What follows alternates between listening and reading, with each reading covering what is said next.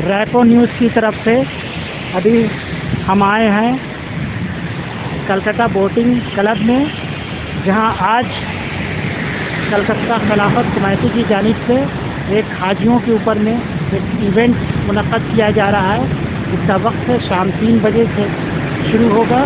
تو یہ ابھی شروع ہونے والا ہے۔ یہ دیکھیے کلکتہ خلافت کمیٹی کا بینر ہے، ہم یہاں آئے ہیں، دیکھیے یہ اس کا دروازہ ہے۔ اب ہم اندر داخل ہو رہے ہیں۔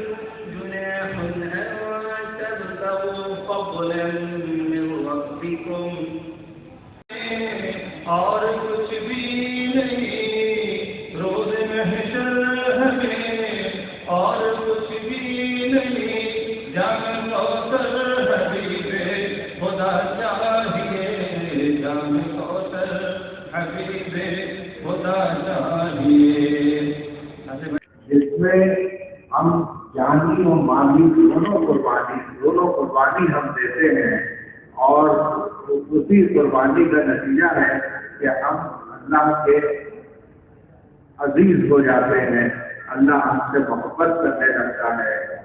رسول اکرم صلی اللہ علیہ وسلم نے فرمایا کہ ایک بچہ جو حج مبرور کر کے لوٹتا ہے، حج مبرور اس کو کہتے ہیں کہ اس میں کوئی شکوہ شکایت نہ کرے، کوئی غلط بیانی سے دور تک نہ کرے، اور وہ اس کے اندر میں سبوں کو ساتھ میں لے کر کے چلنے کا کام جو ہے یہ حاجیوں کا کام ہوتا ہے۔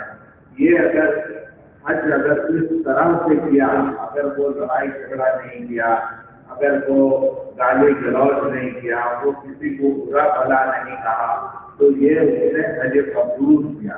اللہ کے رسول صلی اللہ علیہ وسلم کا کہنا ہے کہ جو شخص حج کے اوپر میں حج مبرور کرتا ہے اور وہ اس طرح سے پلٹتا ہے کہ گویا کہ وہ ابھی پیدا ہوا، یعنی اس سے کوئی گناہ ہی سرزد نہیں ہے، جتنا جو گناہ پہلے ہو چکا، اب اس کے بعد کے اوپر میں کوئی گناہ نہیں پڑتا۔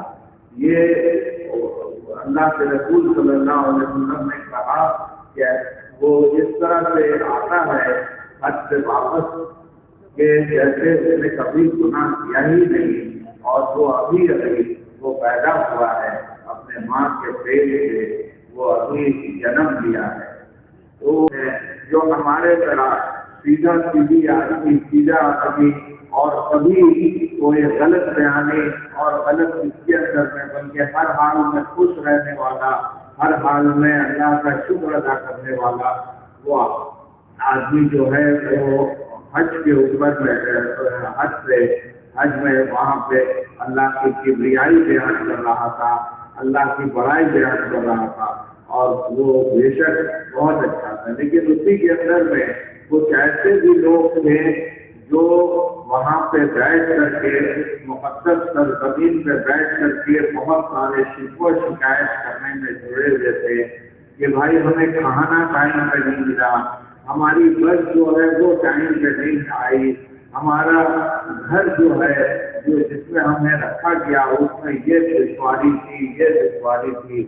ہمیں یہ سوچنا چاہیے کہ ایک وہ زمانہ تھا جب نہ کوئی جہاز تھا، نہ ہوائی جہاز تھا، نہ پانی کا جہاز تھا، پھر بھی لوگ حج پہ جاتے تھے، اور حج پہ جاتے تھے تو اللہ کی رضا کے خاطر ہی جاتے تھے، اور ویسے ہی حج کی رضا کے خاطر ہم لوگ ابھی بھی جاتے ہیں۔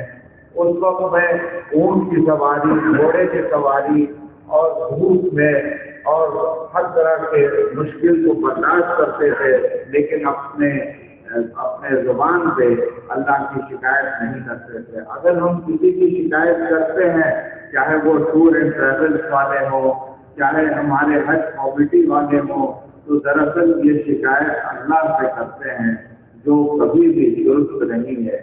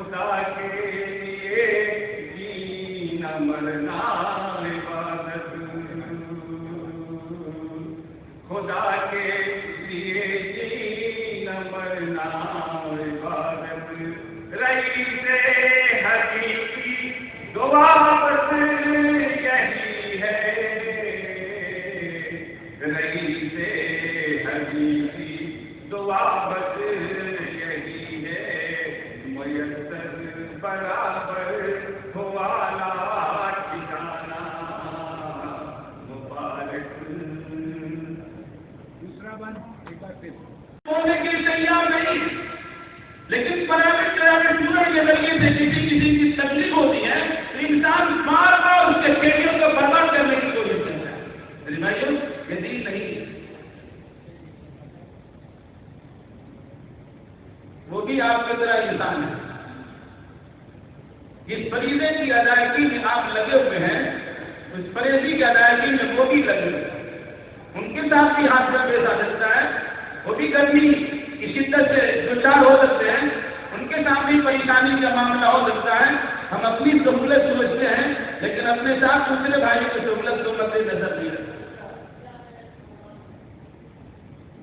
تو سفر ہے, یہ سفر عبادت ہے. اگر کسی انسان کے پاس وہاں جانے کی سہولت ہے, استطاعت ہے, اسلامی شریعت کے مطابق ایسے انسان پر حج کرنا فرض ہے. اگر وہ نہیں کرتا ہے تو چاہے وہ یہودی ہو کے مرے, چاہے نصرانی ہو کے مرے, اللہ کی پتہ نہیں.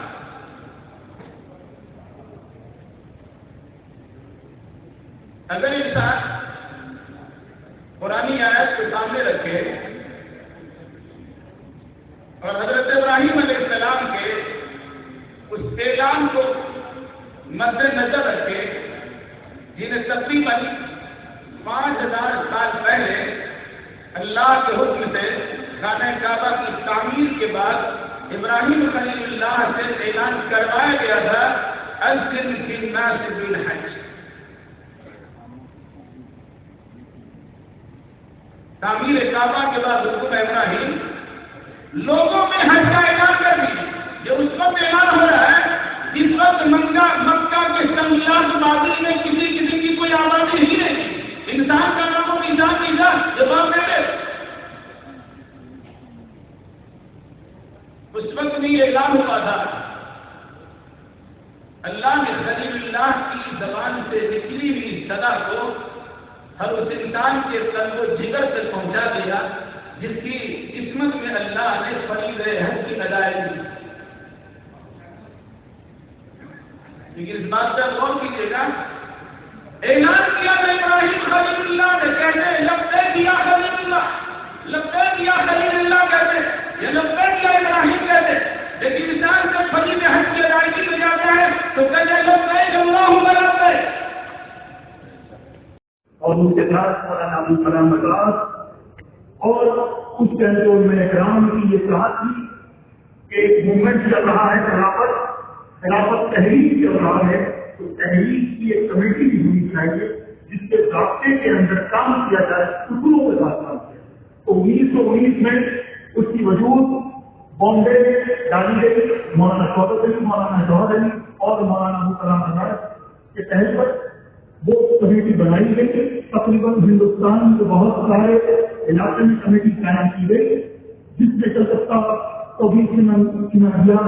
جو کلکتہ خلافت قدیم کی 1920 میں فقیر محمد بسم اللہ خان محمد محمد علی رضوی آپ کو یہ یا جیسے آپ کمیٹی کی وجود کریے تو کمیٹی کی وجود کے لیے نہ خدا مسجد کے سامنے 8 نمبر زکریا اسٹریٹ میں اس کی وجود کی گئی اور اس کی بنیاد ڈالی گئی 8 نمبر زکریا اسٹریٹ 1920 جب اس کی وجود جب اس کی بنیاد ڈال دی گئی تو تم الحمدللہ یہاں پر مولانا شوق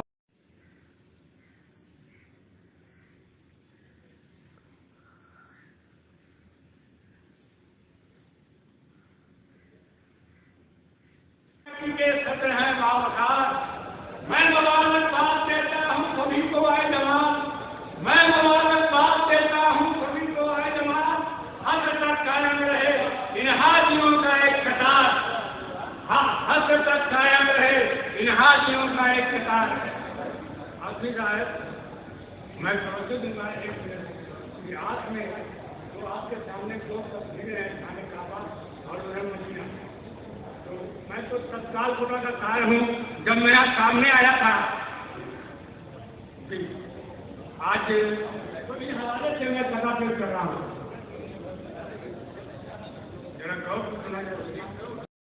خلافت কমিটি এর আগে কখনো করেননি। আমি দেখতে পাচ্ছি যে হাজিরা এসে এটা খুব ভালো জিনিস যে আমরা তাদেরকে এখানে ডেকেছি এবং তারা বাংলাদেশের বিভিন্ন জেলা থেকে এসেছেন, কলকাতা থেকে এসেছেন। আমি সবাইকে মোবারকবাদ জানাচ্ছি। আমি এটা বলবো যে বাংলার থেকে আমাদের ওয়েস্ট বেঙ্গল থেকে বা আমাদের যে ইউনাইটেড বেঙ্গল ছিল সে সময় হজে যাওয়ার যে ট্র্যাডিশন ছিল সেটা দেখার মতো ছিল। লোকেরা বাংলা থেকে হজে যেত, এখান থেকে বম্বে যেত, বম্বে থেকে জাহাজে করে তারা মক্কা বা মক্কায় পৌঁছত। তো সেই ট্র্যাডিশনের সময় আমরা দেখেছি প্রচুর হাজি যেতেন আমাদের এই বাংলাদেশে। কিন্তু দুঃখের কথা আপনারা জানেন কিনা জানি না, আমি একজনের নাম বলছি, তার নাম বেগম সালাউদ্দিন। তিনি বাঙালির বেড়ে গেছে, তার বাড়ি ছিল এবং 24 পরগনায় তার জমিদারি ছিল। এই মহিলা জমিদারি করতেন এবং তিনি খিলাফত কমিটি এর আগে কখনো করেননি। আমি দেখতে পাচ্ছি যে হাজিরা এসে এটা খুব ভালো জিনিস যে আমরা তাদেরকে এখানে ডেকেছি এবং তারা বাংলাদেশের বিভিন্ন জেলা থেকে এসেছেন, কলকাতা থেকে এসেছেন। আমি সবাইকে মোবারকবাদ জানাচ্ছি। আমি এটা বলবো যে বাংলার থেকে আমাদের ওয়েস্ট বেঙ্গল থেকে বা আমাদের যে ইউনাইটেড বেঙ্গল ছিল সে সময় হজে যাওয়ার যে ট্র্যাডিশন ছিল সেটা দেখার মতো ছিল। লোকেরা বাংলা থেকে হজে যেত, এখান থেকে বম্বে যেত, বম্বে থেকে জাহাজে করে তারা মক্কা বা মক্কায় পৌঁছত। তো সেই ট্র্যাডিশনের সময় আমরা দেখেছি প্রচুর হাজি যেতেন আমাদের এই বাংলাদেশে। কিন্তু দুঃখের কথা আপনারা জানেন কিনা জানি না, আমি একজনের নাম বলছি, তার নাম বেগম সালাউদ্দিন। তিনি বাঙালির বেড়ে গেছে, তার বাড়ি ছিল এবং 24 পরগনায় তার জমিদারি ছিল। এই মহিলা জমিদারি করতেন এবং তিনি मक्का में जो जमीन है वो जमीन की मिल्कियत भी फॉरेन इन्वेस्टर कर पाएंगे। ये political decision government of India नहीं है। इसका सीधा असर ये पड़ेगा कि हज का कॉस्ट आने वाले दिनों में काफी हद तक बढ़ेगा और सऊदी गवर्नमेंट से यहाँ खिलाफत कमेटी का एक जिम्मेदारी बनती है। तो ये जिम्मेदारी है कि सऊदी गवर्नमेंट हमेशा चाहते हैं कि ये जो प्राइवेट टूर ऑपरेटर्स का कोटा है वो बढ़े, ताकि जो लोग हैसियतमंद है वो ज्यादा पैसा मिल जाते वहां करे। और हज कॉन्फ्रेंस में हमने तकलीफ किया था कि ये जो सऊदी गवर्नमेंट का प्रेशर है गवर्नमेंट ऑफ इंडिया और हज कमेटी के ऊपर, इसका मुखालफत करनी चाहिए, इसके खिलाफ लड़नी चाहिए और हज कमेटी का जो कोटा है इसको बरकरार रखी रखी जाए, ताकि हैसियतमंद वो भी हार है जिसके पास अरबों रुपया है वो लोग भेज जाए, ये ना हो। तो ये जिम्मेदारी बनती है खिलाफत कमेटी का पुराना लड़ाई है और बहुत परिवार का। मैं कहता हूँ इसको उजागर करिए और उसकी साधना करिए। शुक्रिया। যেখানে কলকাতা শহরে ঈদের নামাজ খেলাফত কমিটি করে থাকে।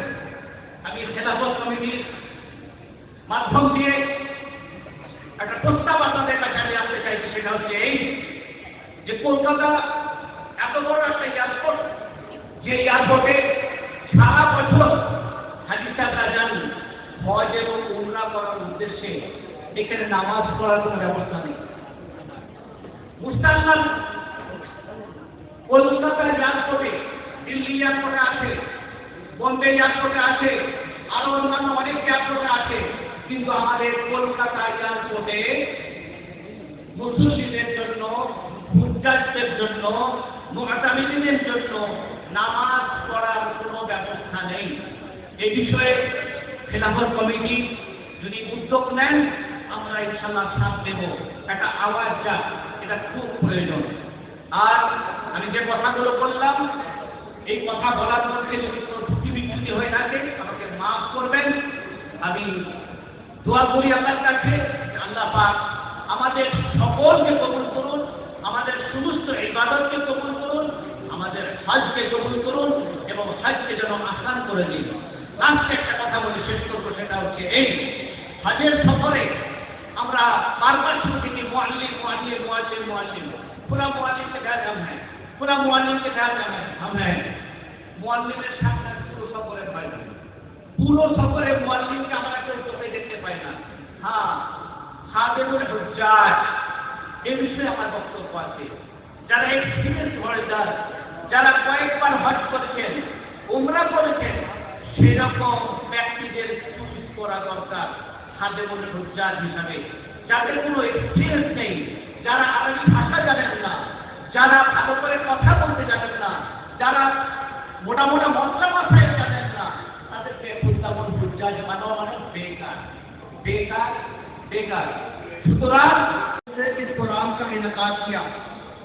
हम सबके इल्म में है कि 1920 में जब हिंदुस्तान में तहरीक खिलाफत का आगाज हुआ था, तो उस तहरीक को तक़वियत पहुंचाने के लिए कलकत्ता के कईयूम मुसलमानों ने ये इस खिलाफत कमेटी का क़याम अमल में लाए थे।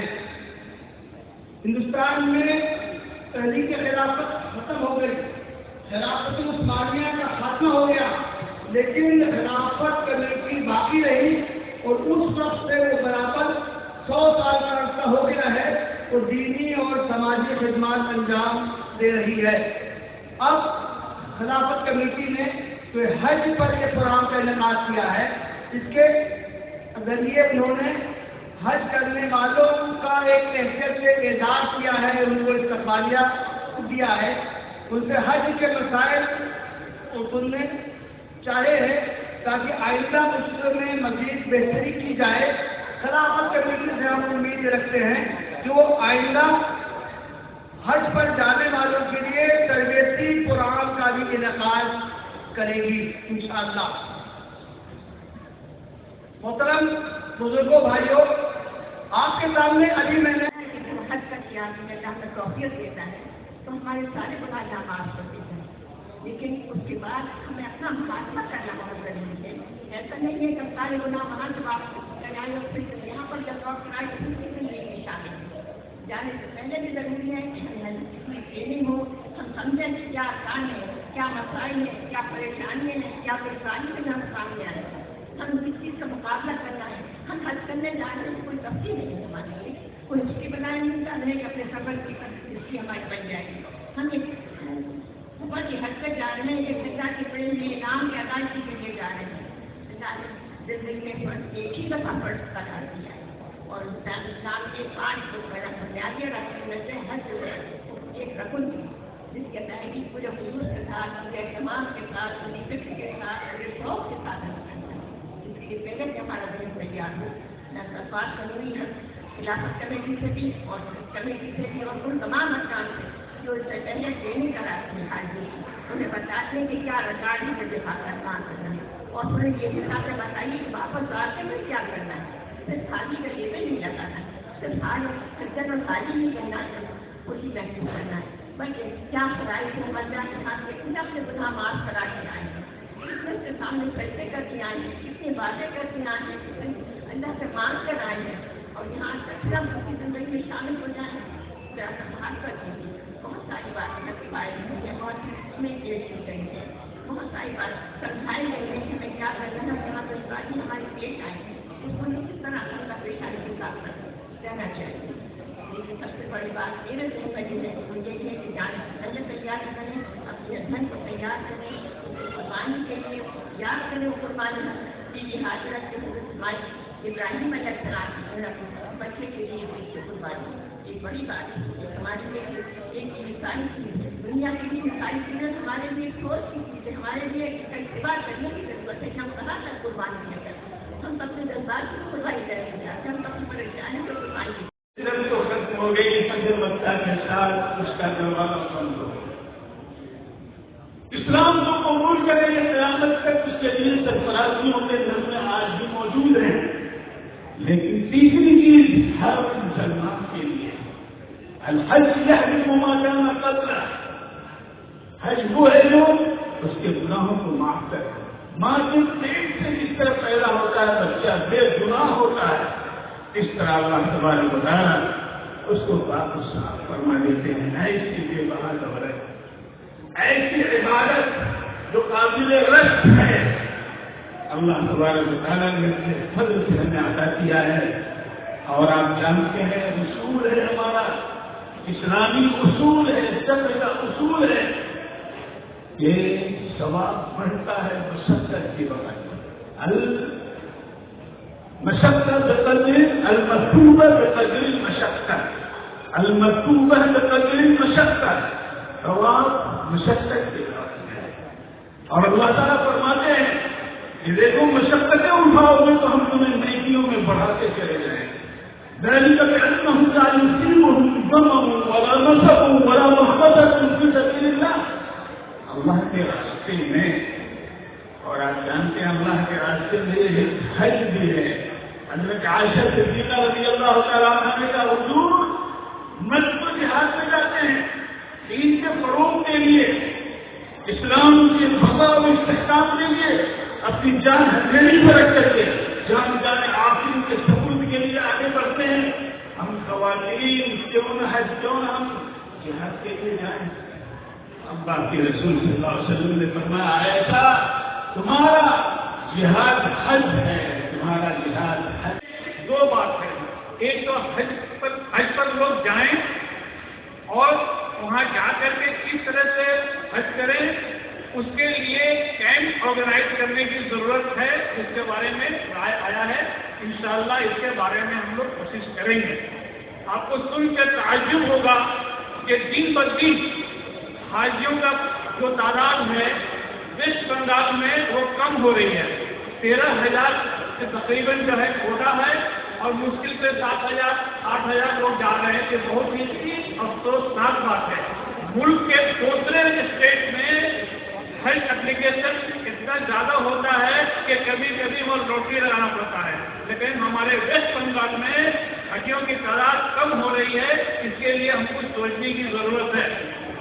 एक मुकर्रिर ने कहा था कि लोग ज्यादातर उम्रा करने के लिए जा रहे हैं और इसलिए हो सकता है कि हाजियों की तादाद कम हो रही है।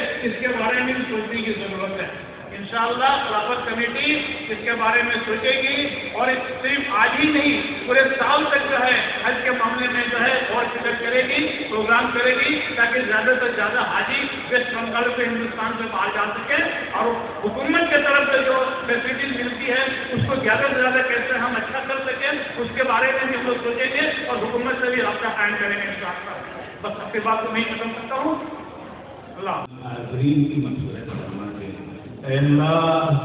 हर किस्म के मसाइल से, शराइत से, आजमाइश से, इब्तिला से, महन से, हम से, गम से, हज़म से, नज़्म से, सद्म से अल्लाह सबकी हिफाजत फरमा दे। रब्बे करीम आज जो ये नज़्म आरास्ता की गई है अल्लाह हुज्जाज के इस्तक़बाल के लिए की गई, रब्बे करीम हज का सही ज़ौक़ हमें अता फरमा दे, हज के तमाम फ़वाइद हमें अता फरमा दे। हज के सिलसिले में जो कोशिशें खिलाफत कमेटी और दूसरे हजरात कर रहे हैं अल्लाह उसे कबूल फरमा ले। अल्लाह इस बज़्म को तो कबूल फरमा ले, इस महफिल को तो कबूल फरमा ले, आने जाने वाले सुनने सुनाने वालों को कबूल फरमा ले। جو بیمار ہیں انہیں شفا عطا فرما دے، جو مقروض ہیں ان کے قرض کی ادائیگی کا غیب سے سامان فرما دے، جو پریشان حال ہیں ان کی پریشانیوں کا ازالہ فرما دے، اپنے فضل سے اللہ ہم سب کی دعائیں قبول فرما لے۔ ربنا تقبل منا انك انت السميع العليم وتب علينا انك انت التواب الرحيم، وصلى الله تعالى على خير خلقه محمد وآله وأصحابه أجمعين برحمتك يا